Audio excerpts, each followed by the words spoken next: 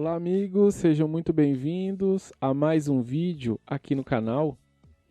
Neste vídeo eu quero falar acerca da diferença e da semelhança entre o cavaleiro do capítulo 6 e do capítulo 19. Algumas interpretações compreendem que são o mesmo ser, o mesmo cavaleiro.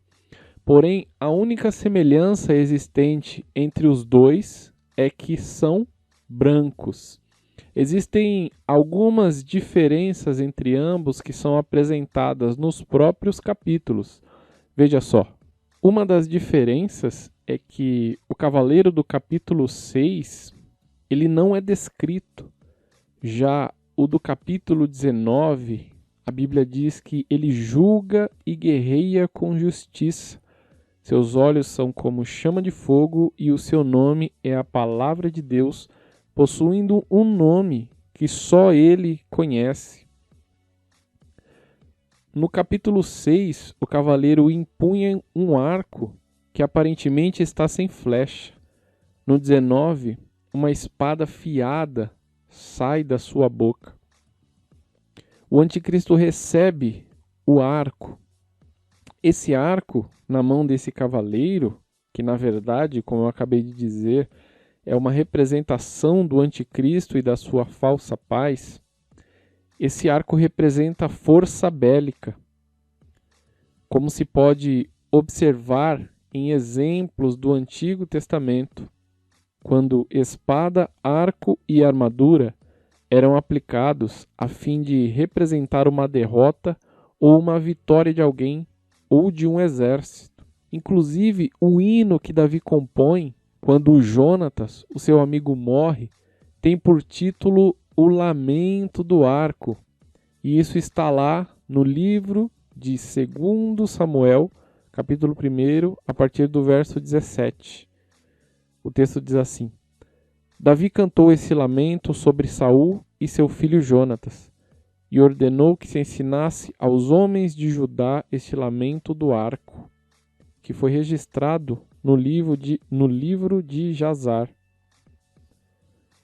Do sangue dos mortos, da carne dos guerreiros, o arco de Jonatas nunca recuou.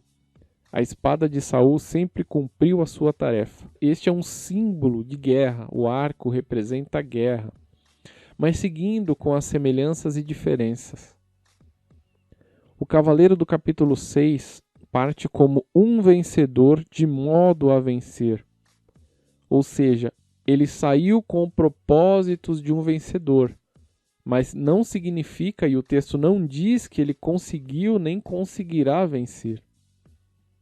Já o cavaleiro do 19 governará as nações com cetro de ferro. Em seu manto, sobre sua coxa, está escrito: Rei dos reis e Senhor dos senhores. Já o cavaleiro do capítulo 19, ele vai abrir caminho para a vida, para a salvação. E o cavaleiro do capítulo 6, ele abre caminho para a morte, para a guerra, para o inferno, que são os cavaleiros que vêm na sua sequência. Portanto, seria completamente oposto à proposta de Cristo, que é trazer vida abundante. Este cavaleiro traz destruição. Portanto, não podem ser o mesmo ser, não podem representar a mesma figura. Então, este cavaleiro do capítulo 6, ele não é a figura em si do próprio anticristo, mas é uma representação do seu governo. Semelhante ao que acontece com os 3 outros cavaleiros que vêm a seguir ao primeiro, segundo, terceiro e quarto, são 4 cavaleiros que representam o governo, as ações desse governo, que é a morte, a fome, a guerra. Então, este primeiro cavaleiro, que segura um arco sem flecha, está falando do governo do anticristo e não do anticristo em si.